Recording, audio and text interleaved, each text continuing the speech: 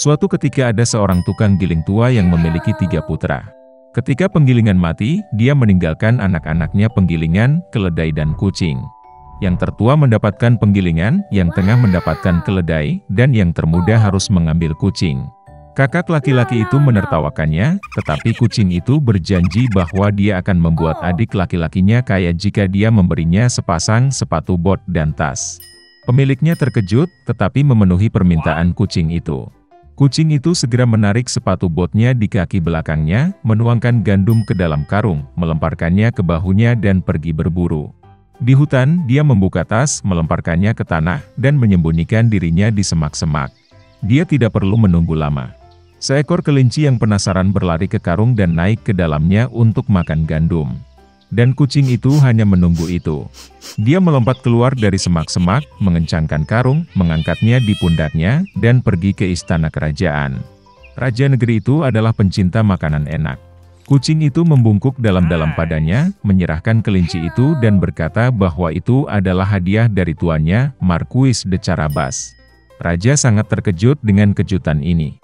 Kucing itu membungkuk seperti bangsawan sejati dan pergi ke jalan. Keesokan harinya dia pergi berburu dengan karung itu lagi. Kali ini dia berhasil menangkap 2 ayam hutan gemuk. Raja sangat senang melihat hadiah menyenangkan lainnya. Selama beberapa minggu berturut-turut, kucing itu terus memakai ayam hutan dan kelinci untuk raja. Tapi dia tidak mengatakan apapun tentang ini kepada pemiliknya yang lapar dan kurus kering. Begitu kucing melihat seorang putri di istana, dia sangat cantik. Kucing itu menyadari bahwa dia akan menjadi istri yang luar biasa bagi tuannya.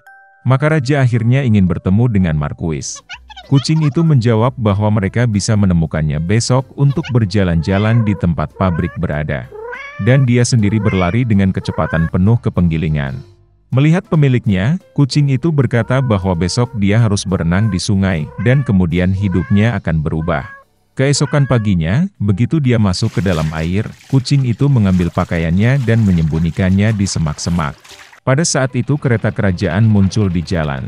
Kucing itu melompat ke jalan dan berteriak sekuat tenaga, "Selamatkan aku! Tolong! Marquis de Carabas sedang tenggelam." Mendengar ini, raja memerintahkan untuk menarik Marquis keluar dari air. Putra tukang giling menjadi sangat ketakutan ketika 2 penjaga mulai menyeretnya keluar dari sungai, tempat dia berjemur di air hangat. Raja memerintahkan untuk membawakannya pakaian sutranya. Putra tukang giling awalnya menolak, tetapi dia sangat menyukai pakaian bersulam emas sehingga dia dengan senang hati mengenakan pakaian kerajaan. Raja mengundangnya ke kereta, tempat sang putri cantik sedang duduk. Putra tukang giling itu tercengang, tetapi tanpa basa-basi naik ke kereta. Semenit kemudian, kereta itu meluncur melalui ladang dan padang rumput milik pemakan manusia raksasa yang tinggal di sebuah kastil besar. Kucing itu tidak membuang waktu, dan roh apa yang berlari di depan kereta menuju padang rumput, tempat penuai bekerja dengan keringat di alis mereka. Dia meminta mereka untuk mengatakan bahwa ladang ini milik Marquis de Carabas, jika tidak, kanibal jahat akan memakannya. Sebelum penuai yang tercengang bisa menjawab, kereta raja berhenti. Dan ketika raja bertanya padang rumput siapa mereka, mereka menjawab dengan ramah bahwa ladang ini milik Marquis de Carabas. Sementara itu, kucing itu langsung menuju kastil pemakan manusia itu. Dengan ketangkasan kucing, dia melompati dinding batu dan berjalan ke kastil. Kanibal itu sedang duduk di meja besar yang syarat dengan berbagai hidangan. Melihat kucing di sepatu bot, dia sangat terkejut dengan kelancangan seperti itu. Kucing itu mulai menggoda raksasa itu, dan berkata bahwa dia tidak bisa berubah menjadi singa. Sebelum kucing itu sempat mengucapkan kata-kata ini, kanibal berubah menjadi singa besar dengan surai berbulu lebat. Jiwa kucing itu pergi ke sepatu botnya karena ketakutan, tetapi dia mengatasinya dan mengatakan bahwa kanibal tidak akan pernah bisa berubah menjadi tikus.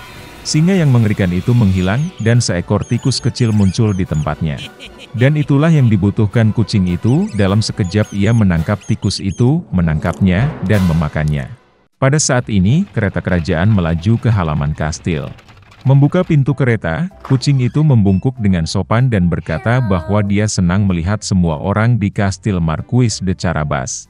Sulit untuk mengatakan siapa yang lebih mati rasa karena takjub mendengar kata-kata ini, raja atau putra tukang giling, yang sudah tidak mengerti sama sekali. Kucing itu membawa para tamu ke meja.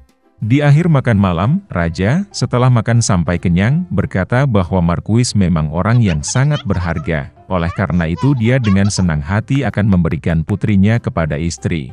Sang putri bahagia, muda, tampan, dan selain itu, dia sangat menyukai Marquis yang kaya.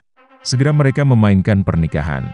Jadi putra tukang giling menikah dengan seorang putri dan menjadi seorang pangeran. Mereka semua hidup bahagia selamanya, terutama kucing itu, yang dengan bangga mondar-mandir di istana dengan sepatu bot tinggi. Di sebuah kota kecil hiduplah seorang pembuat mainan, Geppetto. Dia mencari nafkah dengan menjual mainan kayu buatan sendiri. Dia menyukai pekerjaannya. Satu-satunya hal yang disesali oleh tuan tua itu adalah dia tidak punya anak. Suatu hari, saat berjalan di hutan, Geppetto melihat balok kayu yang sangat bagus untuk mainan baru. Dia membawa kayu itu bersamanya dan membawanya ke bengkel. Segera, tanpa penundaan, lelaki tua itu mulai memotong sebuah mainan darinya. Tapi tiba-tiba dia mendengar suara tipis dari batang kayu. Geppetto memikirkan apa yang dia bayangkan. Dia terus mengukir mainan itu, dan setelah beberapa saat dia mendengar suara itu lagi. Geppetto memutuskan bahwa dia sudah terlalu tua dan mulai mendengar suara-suara aneh. Orang tua itu terus bekerja. Pertama, dia membuat kepala boneka itu. Kemudian lengan dan kaki muncul. Geppetto menghabiskan bonekanya dan mendudukkannya di kursi. Dan dia memutuskan untuk membersihkan dirinya sendiri. Dan pada saat itu dia mendengar suara itu lagi. Geppetto membeku dan melihat sekeliling.